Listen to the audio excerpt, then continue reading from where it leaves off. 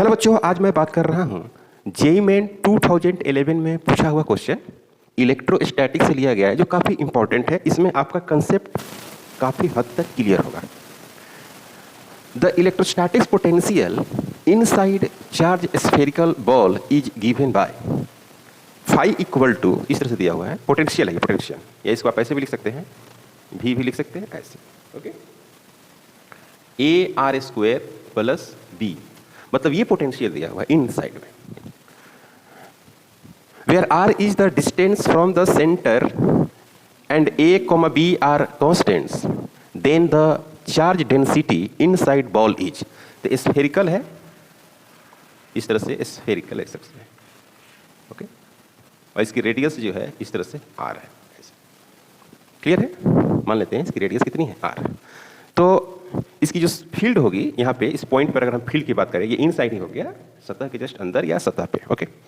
तो फील्ड होगी इसकी ऐसे, E equal to 1/4 pi epsilon naught into Q divide by R square. First we know that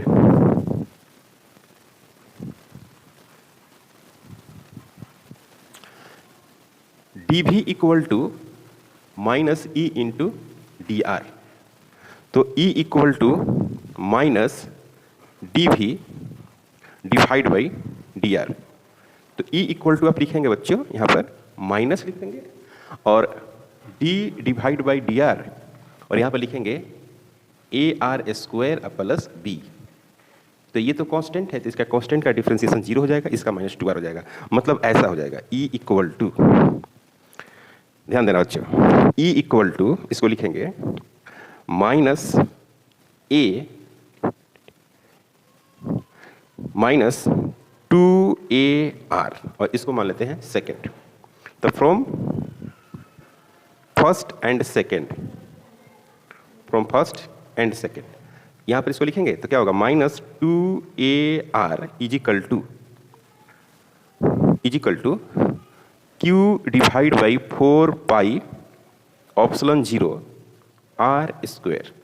तो Q equal to क्या हो गया प्यारे बच्चों, Q इक्वल टू क्या होगा, इसको यहाँ लेकर आएंगे तो कितना हो जाएगा, 8 minus 8 pi epsilon 0, 8 pi epsilon 0 A R का cube, okay.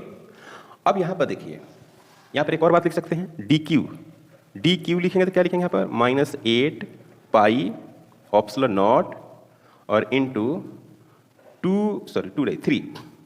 3 R square D R minus 24 pi epsilon naught into A छूट रहा है, देखो जी यहाँ पर ए भी लिखना है, माइनस ए, ये छूट रहा है, ओके। तो यहाँ पर A into R square D R square into D R, ऐसे लिख सकते हैं, इसमें कोई प्रॉब्लम नहीं। कितना बराबर, डी क्यू बराबर।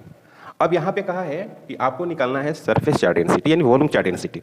तो वॉल्यूम चार्ज डेंसिटी बराबर क्या होगा यहाँ पर, क्यू बटे वॉल्यूम होगा, ओके। तो एलिमेंट्री के लिए क्या होगा, एलिमेंट्री के लिए डी क्यू डिवाइडेड बटे डी वी, क्लियर है। तो डी क्यू का वैल्यू ये है, ओके, डी क्यू का वैल्यू ये है -24 पाई ए ऑप्सिलॉन 0 आर स्क्वायर डी आर। अब वॉल्यूम कितना होता है प्यारे बच्चों, यहाँ पर लिख रहे हैं volume V equal to 4/3 pi R cube. तो डी वी इक्वल टू कितना होगा, 4 डिवाइड बटे 3 pi 3R square into D R. 3 से 3 कैंसिल हो जाएगा, तो बचेगा 4 pi R square D R equal to D we.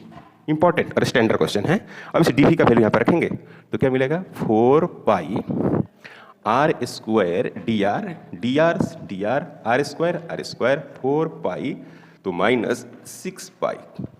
तो आंसर हो गया रो इजिकल टू -6 पाई ए ऑप्सिलॉन 0, और यही हो गया आंसर। तो सॉरी पाई से पाई कैंसिल हो जाएगा, 6A ऑप्सिलॉन 0 और क्या होगा आर स्क्वायर, तो यहाँ भी R स्क्वायर, तो -6A ऑप्सिलॉन 0, आंसर हो गया सी। काफ़ी इंपॉर्टेंट क्वेश्चन है। आप क्वेश्चन को एक बार समझें। एक सॉलिड स्फीयर है जिसका पोटेंशियल दिया हुआ है इस रूप में, तो कह रहा है कि इसके अंदर सरफेस चार्ज डेंसिटी कितनी होगी।